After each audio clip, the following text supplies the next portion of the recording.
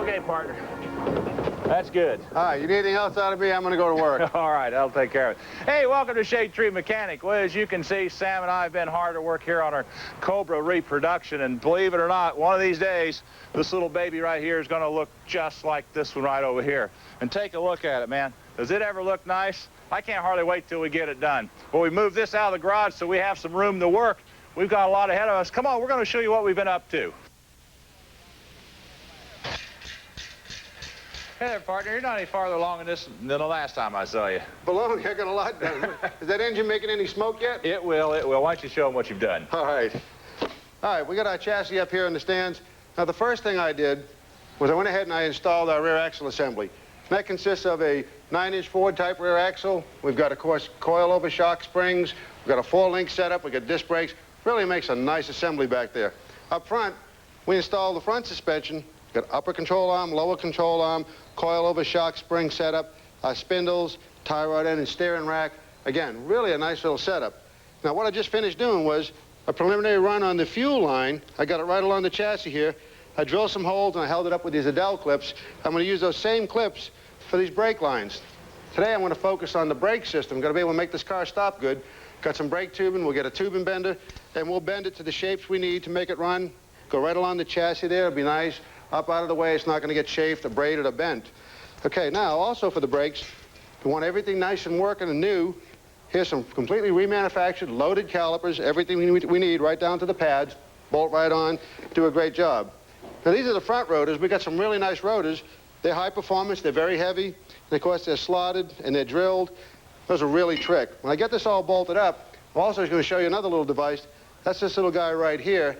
What this does is this really helps you from locking up your rear wheels. I'll show you how this thing works. Now, Dave, what kind of progress you've made in that engine there, buddy? Hey, I'm making all kind of progress there, Sam. Now, here's where we are so far. Last time, we put the lower end together, and what we had to do is, of course, we had to block all apart. We did some machine work on it. We did some drilling and tapping and this type of thing. Then we washed it all off. And a good tip for you, wash it off with soap and water before you assemble it. This way you can get all the grit out of it. Don't wash it off with just solvent. After we got it cleaned, we went ahead and put in our crankshaft, put in our rods and pistons. We put in different pistons, by the way. These are high-performance pistons. Put in our camshaft. We were using a roller camshaft. Got our roller lifters here, and of course we had to put in our retainer. So we got the lower end pretty well together. Now the next step is to go ahead and put the top end together. That means we're going to put the heads on it. We got brand new heads here. These are aluminum heads. These are going to make this thing really perform. Different valve springs and everything in it. Of course, then by the time we get done, we'll have this engine all together.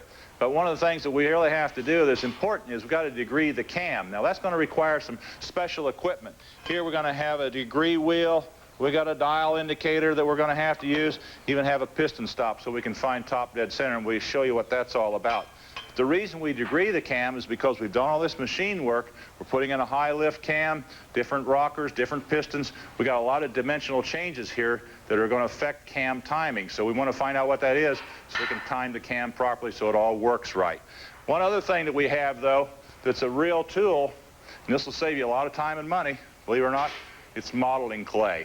We'll tell you what this is all about later on. We're going to take a short break. When we come back, we'll get started, so stay with us. How would you like to win a Cobra reproduction kit car? Imagine owning the legendary reproduction with its open top and incredible appeal.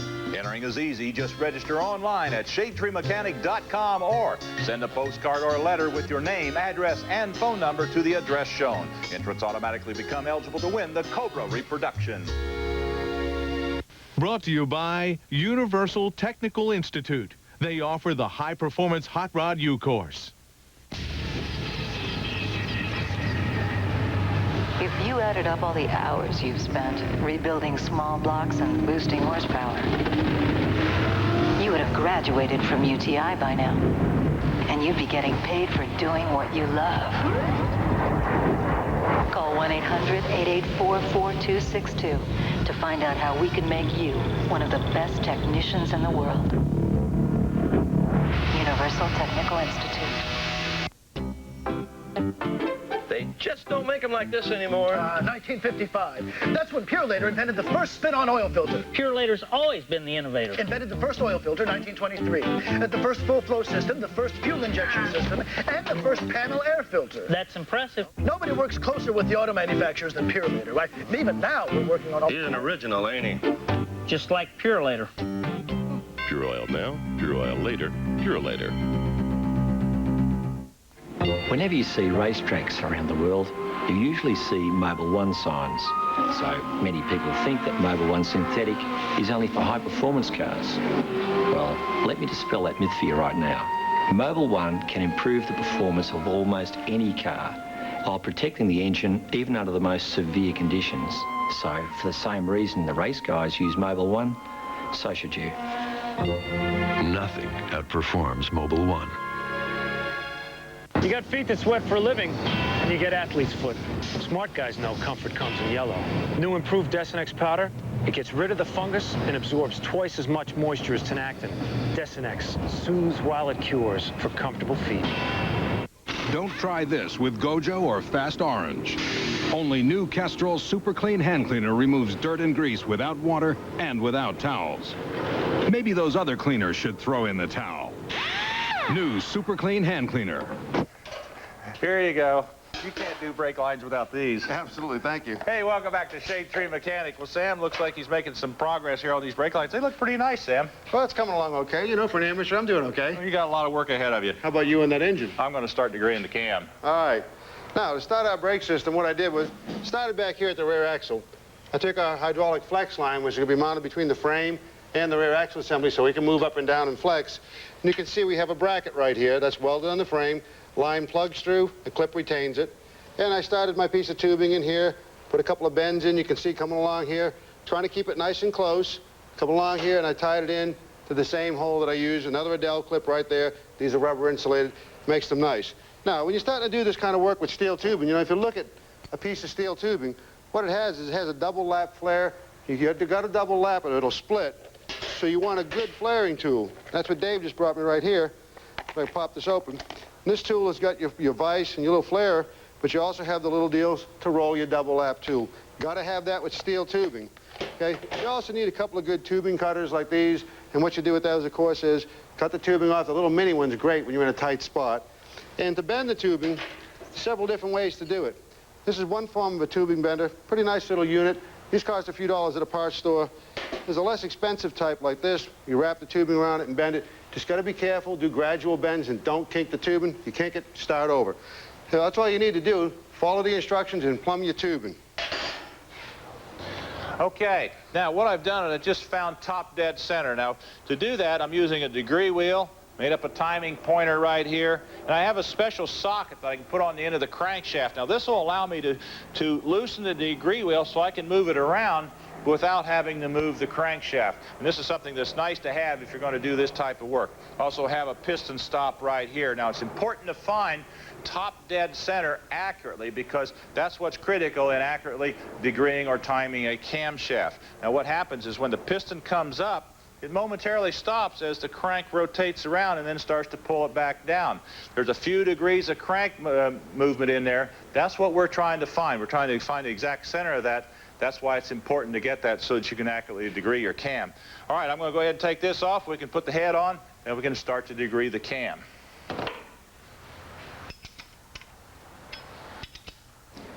Okay, we're using the Comp Cam's intake centerline method to degree our hydraulic roller cam. Now, the first step is to rotate the cam to peak lobe lift, and then we zero the dial indicator. Okay, next we rotate the cam 100 thousandths lift against the rotation of the engine, and then we rotate it 50 thousandths lift with the rotation of the engine, and we note the degree wheel. And continue rotating the cam with the engine rotation, another 50 thousandths on the closing side of maximum lift, and then read the degree wheel and note the number. Okay, now what I did here is I wrote down our numbers as 67, 153 is what we got. You add them together, divide by 2, we come up with 110. Now, if we check our card that come with our camshaft, we want to check the intake center line, the spec on that, It's 110 right there. So this cam is right on the money. If it was off just a little bit, we'd have to put an offset key in there and adjust it. But what we're doing is adjusting for the dimensional changes we have in this engine. Well, we got this all handled. Next step now is to go ahead and check our valve to piston clearance. All right, now I told you I had a little surprise for you, and that is what we use modeling clay for. And what you do is what we did here. We just rolled some clay in some little tubes and stuck it here on the top of the piston. I put my head back down on it. Then I hooked off all my valve train, got everything set up. I rotated the engine twice so I could get the intake and the exhaust valves to move. I wanted to make a mark here on this clay. This way we leave an indentation, we can measure it, and we can see how much valve to piston clearance we have. So let me check this out real closely. And it looks like, gosh, we got about 100, a little over 150-some thousand clearance, so we got plenty of clearance on it. We're in good shape on this. And that's important to do anytime you're modifying an engine. Now, one other little tip I like to do. I like to keep a spare set of head gaskets around when I'm doing this checking. Then when I get ready to put my engine together, I like to put on a fresh set. And what we're using here, these are Victor Reince gaskets. And these have a pure graphite facing material on them. They're steel cored. They don't require any retorque when you put the engine together. Best thing about it, though, they're bimetal. They're for bimetal engines. That is where you have a cast iron block and aluminum heads. So we'll put on fresh gaskets. We can go ahead and put on our new heads. I can butt this up.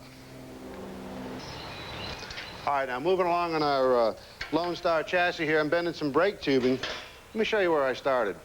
Right up here, we've got the flex lines of the front calipers go into a bracket that comes welded on the frame with a clip to retain it, just like we did in the rear.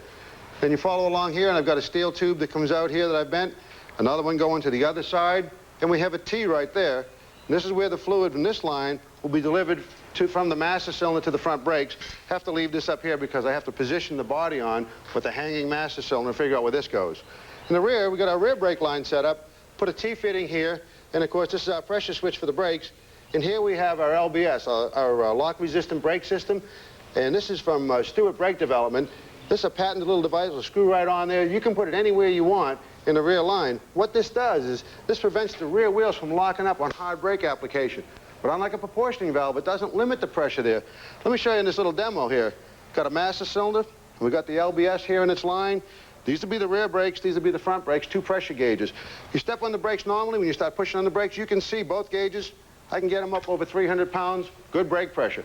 But if you hit the brakes hard, watch how it holds the rear off momentarily, but then it jumps up. That really is neat technology. Watch this again. One more time, I'll hit the brakes hard, pops up. This prevents rear wheel lockup on hard application. This is great technology. Dave and I are not only going to put it on this car, we also put one of these on our T-bucket. Remember that? We sure did. Made a big difference, and that'll make a big difference on the handling of this type of car. For sure. And, of course, they use this on a lot of the Winston Cup cars, too. In fact, most of them, so it works pretty well. That's right. I thought you'd have the calipers on this by now. I'm moving along pretty good. I'll have this ready long before that engine's making smoke. We're going to take a short break. When we come back, we're going to continue working on our project, so stay with us. I get some Teflon tape and seal this. Let's see how you're doing on this thing. Tightening head bolts to the correct torque as well as in the proper sequence is critical when building the engine. A bolt that's too loose will result in leakage, and one that's too tight will result in cylinder bore distortion.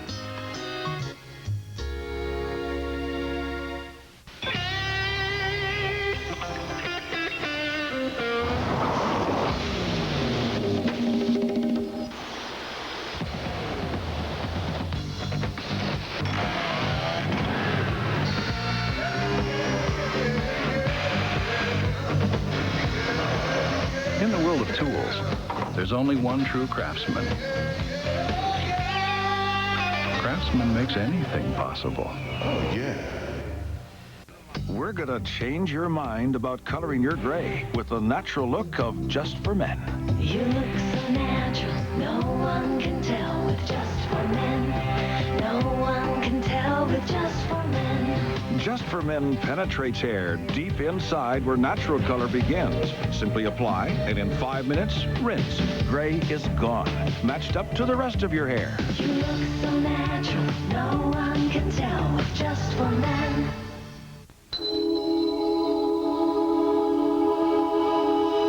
Do you dare to be bare everywhere? Can you expose your toes? Or do you hide them because of embarrassing, ugly nail fungus that turns nails' colors, makes them thick or brittle? Well, now you can discover how it's possible to get healthier nails, more beautiful nails back. By calling this number, you'll receive a free video and learn about effective oral treatments your doctor has. Remember, there are 20 little reasons you should call for your free video on nail care and treatments. This year, quit covering up because of embarrassing nail fungus. Learn how to lose those shoes and love it. Then dare to be bare. Everywhere. Because fungus-free nails are a bare necessity. Hi, I'm Tracy Byrd, inviting you to join the experts every Sunday evening on TNN Outdoors. You'll see TV's best lineup of hunting shows. There's Buckmasters, Bill Jordan's Realtree Outdoors, Mossy Oaks Hunting the Country, and Remington Country. But that's not all. There's fishing, too, with Hank Parker's Outdoor Magazine, the Bassmasters, In Fisherman Television, and Bill Dance. It's a great night of hunting and fishing expertise every Sunday night on the home of the experts, TNN Outdoors. All right, bring her around. Yep. All right, that intake's just starting to close. Adjust that exhaust, buddy. I will. Hey, welcome back to Shadetree Mechanic. Well, as you can see, I'm getting a lot of expert help here. Well, I want to make sure this thing's ready to run when I'm ready with that chassis. I'm going to go work on my brakes. It'll be ready, believe me.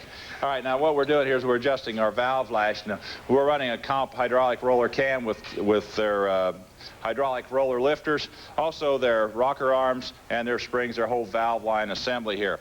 Now, what we're doing here is I'm just adjusting this down. Now, spin the push rod, and you want to spin it, and you just tighten this little adjustment right here until it feels a little tight, and that's all there is to it. Once you do that, then you just lock it down, and then we're all set. Let me go ahead and tighten this down. Okay. Now, it's all adjusted. Now, once you have these all adjusted, what you want to do is you want to make sure that as your valves work, that you have plenty of clearance around your rocker arms so they don't hit the retainer or down here around the stud. Also, when the valves or when the springs close, you want to make sure that they don't have any coil bind. We're in good shape on this. Next step now is to go ahead and put on our intake manifold. We're going to use Victor Reintz's intake manifold gaskets. Now, these have a pure graphite facing material on it. And one of the things I like about this, if you notice right here, there's a nice little tab that fits right down, believe it or not, over the head gasket, and it holds the gasket in place. We'll set that right here, and that works real nice. The other thing they have in their kit, too, is they got various sizes of gaskets here for the front and the rear. Now, if you notice, they're different thicknesses. Now, the reason for that is when you're putting an engine together like this, you're going to have different intake manifolds, different heads and all that. You can have variations of clearance here. So they give you a thicker gasket or a thin gasket, whatever you need, in order to make this work. We'll go ahead and get this on, and we'll button this thing up.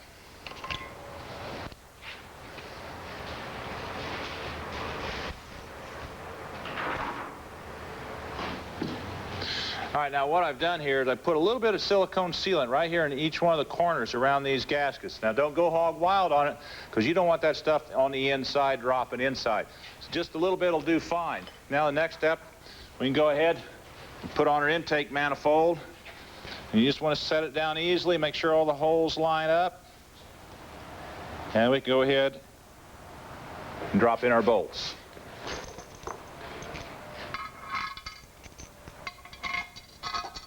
All right, now, I've got the rear brakes all finished. Working up here in the front brakes, let me show you what we've got.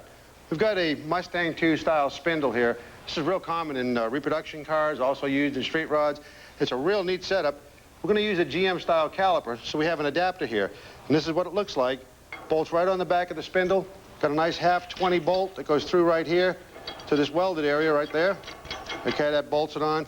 And in the bottom, we got a 7/16 course bolt. That gives us plenty of beef to hold this bracket on. Now, once this is bolted in place, we can put our GM-style caliper on. And we're going to use completely remanufactured calipers, and they're loaded. They got everything done to them. They're ready to go. And the ones we selected, they've got these brute stop pads from Raybestos. Now, this is from Raybestos Brake Parts. They're real high-quality pads, give you a lot of stopping power, and they last a long time. Now, when these pads are in here, okay, and the caliper's going to mount right up here like so. That'll give us plenty of brake, but I'm not ready for that yet. We've selected also for our rotors, brute stop rotors. Look at these things. Big heavy rotor, You can see these are nice performance ones, all drilled and slotted. They're ventilated. They're 11-inch rotors. This is Granada style, and you can see in the front, we've got, of course, a bearing cup there, and the tapered bearing cup there for our wheel bearings. Before I can put the rotor over here on the spindle, I got to clean it up good, clean the wheel bearings, pack them, and put our grease seal right in here, and we'll be ready to mount this rotor.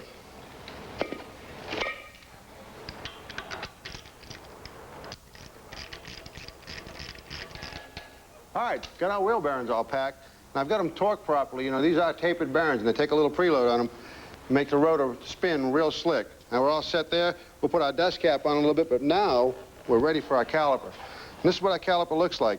And you can see here, of course, we've got a bleeder screw, and then right here we've got a little tab, and this tab is on the brake pad. As the brake pad wears, this will contact the rotor surface and emit a high-pitched squeal that warns you. That's a warning device that the pads are getting thin. Okay, also, we have a hole in the bottom of the caliper right here, and that's where our fluid line, our flex line, is going to attach. This has a banjo fitting.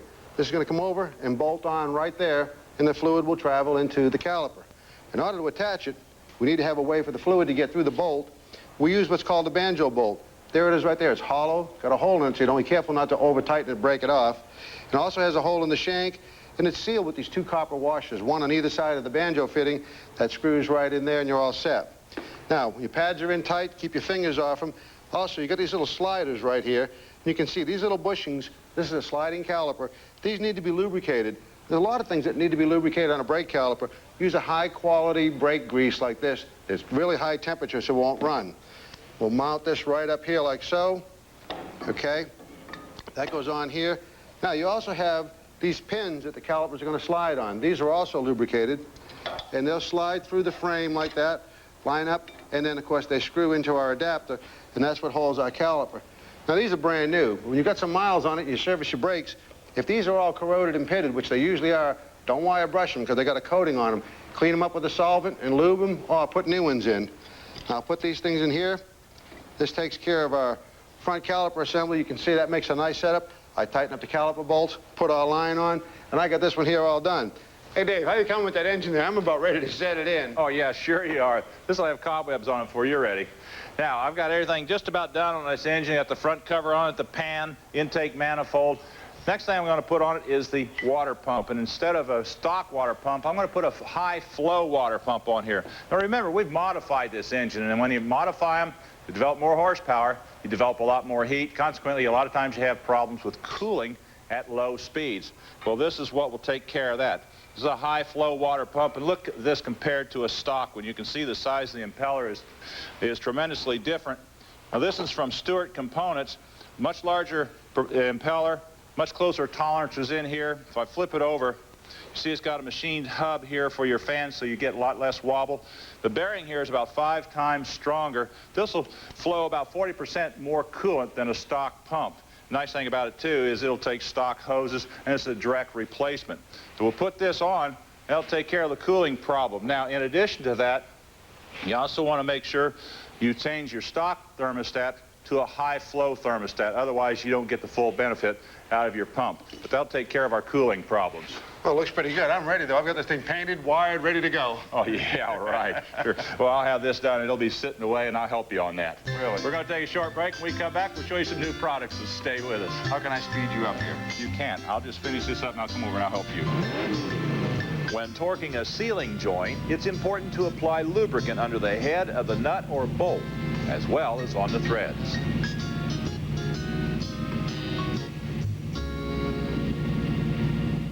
Lots of stresses. Motors are running hotter. Everything's fuel injected. Filters have got to be tougher. Oh, all these SUVs and trucks towing things. Added pressure. Oh, enormous pressure. Purelator test for hydrostatic burst, PSI load, impulse pressure fatigue, everything. Oh, but that's not enough. Every single Purelator filter is tested during production, too. That's why I use Purelator filters on all my cars, even the race car. We've learned something from all this racing. Pure oil now, pure oil later, Purelator.